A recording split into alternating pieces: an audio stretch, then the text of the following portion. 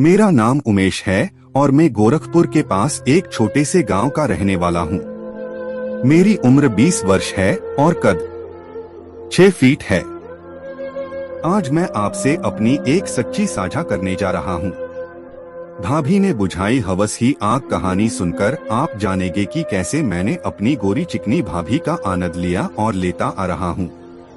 मेरे घर में 5 सदस्य हैं, जिनमें मेरे बूढ़े माता पिता, बड़े भैया और भाभी है। मेरी भाभी का नाम गीता है और उनकी उम्र 35 साल है। दिखने में गोरी चिट्ठी, कातिलाना शक्ल और बेहद चिकनी कमर वाली हुस्न की परी है। उनकी मोटी तगड़ी तरबूजियों का आकार देखकर कोई भी मर्द खड़े खड़े अपनी पेंट गीली कर दे। भाभी के टाइट तरबूज का स्वाद मैं हमेशा से चखना चाहता था और वह मौका एक दिन मिल ही गया। तो चलिए दोस्तों, बिना वक्त जाया किए मैं इस रहस्य से पर्दा उठाता हूँ। घर की हालत कुछ खास न होने के कारण बड़े भैया शहर में नौकरी करते हैं और ज्यादातर समय बाहर ही रहते हैं। बचपन से मैं अश्लील कहानियां पढ़ता आ रहा हूँ, जिससे कि मेरे अंदर की हवस बढ़ चुकी है और मेरी भाभी को देखकर मेरी हवस बेकाबू हो जाती है और मैं बाथरूम में जाकर उस आग को शांत कर देता हूँ। गर्मियों के वक्त हम सब छत पर ही सोते हैं। बाऊजी और अम्मा छत के एक कोने पर भाभी से अलग सोते हैं ताकि भाभी को आराम से नींद आए, और मैं भाभी के बगल में ही सोता हूँ क्योंकि छत पर ज्यादातर खेत का सामान पड़ा रहने के कारण जगह नहीं बचती। मैं कई बार रात को जब भाभी गहरी नींद में होती है तब धीरे से कभी अपना हाथ उनके बोबो पर रख देता हूँ या कभी उनसे चिपकर सोते हुए अपना हाथ भाभी की मोटी तगड़ी तरबूजों पर रख देता हूँ। पर भाभी की जब नींद खुलती तो वे मेरा हाथ हटा देती है बिना कुछ बोले और फिर से सो जाती है। बस इससे ज्यादा मैं कुछ कर नहीं पा रहा था और सारा दिन मेरे मन में भाभी के लेने के अलग अलग विचार आते रहते और बस मैं हाथ से काम चला रहा था, पर कुछ करने का मौका मिल नहीं रहा था। पर कहते हैं ना, जब आप कुछ ठान लेते हैं तब रास्ते अपने आप खुलते हैं। बस एक दिन वह मौका आ ही गया। एक दिन भाभी मेरे कमरे में आकर बोली कि उमेश देखो ना, यह फोन में नेट सही से चल नहीं रहा। भाभी टाइट सलवार में क्या माल लग रही थी, मन कर रहा था कि अभी लपेट लूं। इतने में भाभी ने कहा, मुझे मत देखो उमेश, मेरा फोन देखो। भाभी बिल्कुल मुझसे चिपकर खड़ी थी और अपने फोन को देख रही थी।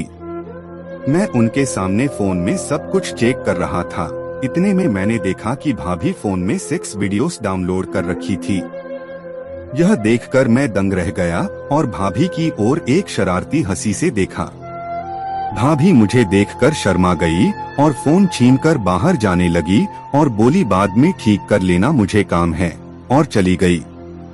अब मैं समझ गया था कि भैया के दूर रहने के कारण भाभी के अंदर भी हवस उफान पर है और मौके पर चौका मार लेना चाहिए।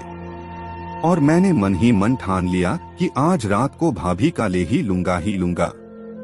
भाभी जब शाम की चाय बना रही थी तब फिर से मैंने खुराफात करने की सोची और रसोई में एक शैतानी हंसी लिए मैंने भाभी से पूछा कि भाभी आपके फोन में ये चीजें?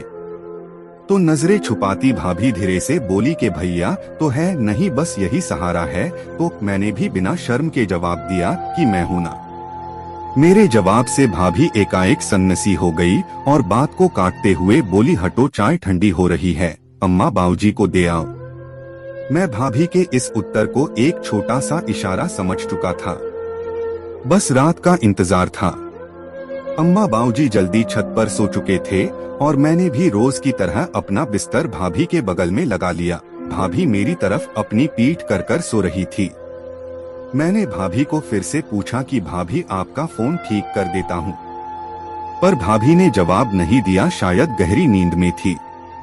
तो मैंने अपना हाथ भाभी की कमर पर रख दिया और भाभी की तरबूजों से अपना पप्पू सटाकर और नजदीक आ गया और भाभी से धीरे से कहा कि भाभी आपको बहुत समय से लेने की इच्छा है, पर कभी मौका नहीं मिला, आपकी तरबूजें बहुत रसीली हैं। भाभी को नींद में देखकर मैंने भाभी की लाल टाइट सलवार को थोड़ा नीचे किया और देखा कि भाभी ने पैंटी नहीं पहन रखी है। भाभी की गोरी गट चिकनी तरबूजों पर मैं अपना हाथ धीरे धीरे सहला रहा था। अब मैंने अपनी दोनों उंगलियों पर थूक लेकर भाभी की पिंकी पर धीमे धीमे सहला रहा था। भाभी की पिंकी एकदम क्लीन शेव और नाजुक मुलायम सी थी। इस तरह मेरी अंदर की वासना बढ़ने लगी और मेरा पप्पू फुफकार मारने लगा। मैंने एक बार फिर थूक से भीगी उंगलियों के बीच में भाभी की पिंकी को पकड़ा और धीरे से अपनी उंगली भाभी की पिंकी में कर दी। ऐसा कई बार करने के बाद मैंने अपने फौलाद हथियार को चड्डी से बाहर निकाला और भाभी की पिंकी पर हल्के से रख दिया। भाभी की गीली पिंकी से मेरे फौलाद का टोपा भीग चुका था। मैंने बिना ज्यादा समय लिए भाभी की पिंकी में अपने पप्पू का टोपा घुसा दिया।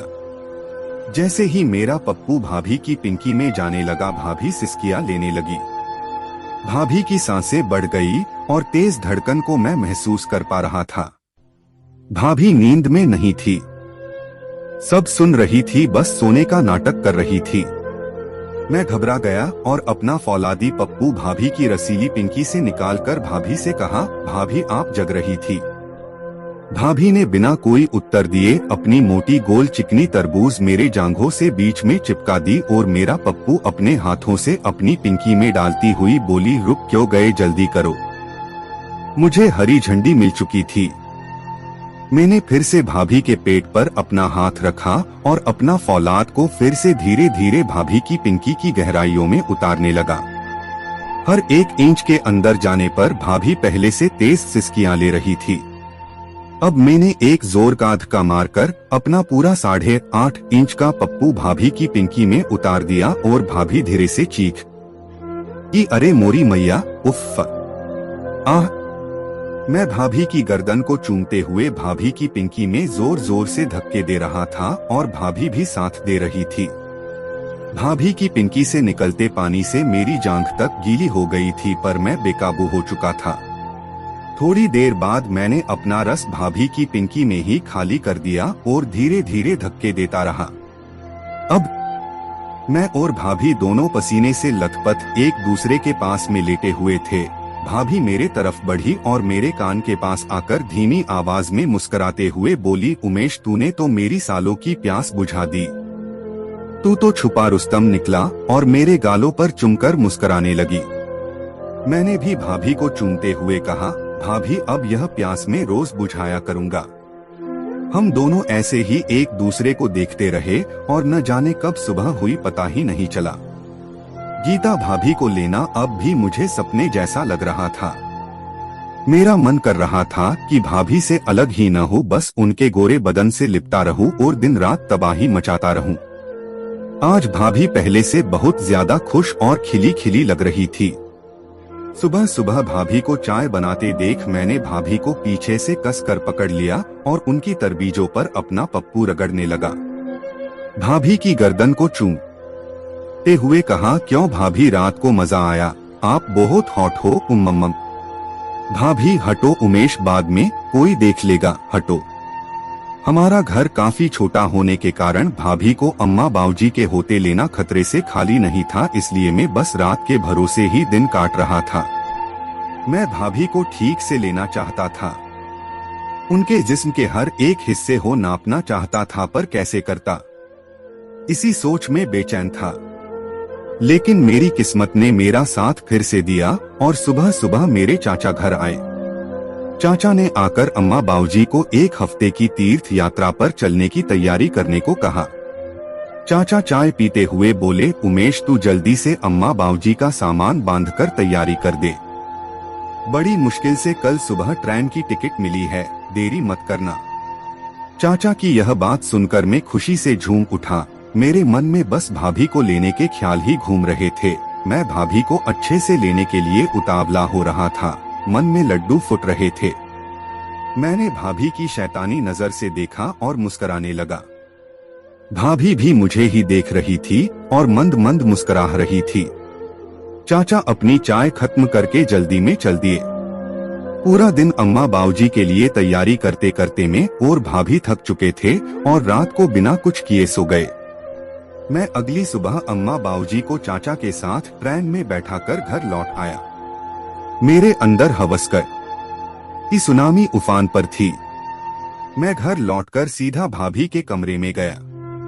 गीता भाभी लाल रेशम की साड़ी में पूरी तरह सज संवर कर बैठी आईने के सामने अपने खुले बालों को संवार रही थी। मैं भाभी के इस कातिलाना अवतार को देखकर एकाएक स्तंभ रह गया। मेरे मुंह से मानो लार टपक रही थी। भाभी के डीप ब्लाउज से दोनों संतरे आपस में मानो बाहर आने को उतारू थे। मुझे भाभी के साथ सुहागरात वाली फीलिंग आने लगी। मैंने भाभी को चिकनी कमर से पकड़कर अपनी ओर खींचा। भाभी के तरबूज मेरी छाती से पूरी तरह दब चुके थे। भाभी और मेरे होंठों के बीच नाम मात्र दूरी थी। मैं भाभी की सांसों को महसूस कर पा रहा था। मेरा पप्पू टावर की तरह तन चुका था, मानो बस पेंट फाड़कर बाहर आने को बेताब था। मैंने भाभी से कहा, गीता मेरी जान, आज तुझे पागल कर दूंगा। भाभी बोली, अरे भाभी से सीधा गीता। नटखट। मैंने भाभी के लाल गुलाबी होंठों पर अपने होठ रखते एक कस कर चुंबन लिया। भाभी के होठों को मैं चूमता गया, कभी गर्दन पर चुंबन ले रहा था तो कभी भाभी की जीभ को खा जाने वाला था। उसके बाद मैंने उस दिन भाभी को 4 बार किया और न जाने भाभी ने कितनी बार पानी छोड़ा। फिर अगले 6 दिनों तक ये सिलसिला चलता रहा। 7वें दिन मम्मी पापा तीर्थ से लौट आए। फिर अब सिर्फ रात का ही सहारा था, वो भी डरे सहमे। हाँ, लेकिन असली मजा तो मैं उन 7 दिनों में ही ले लिया था।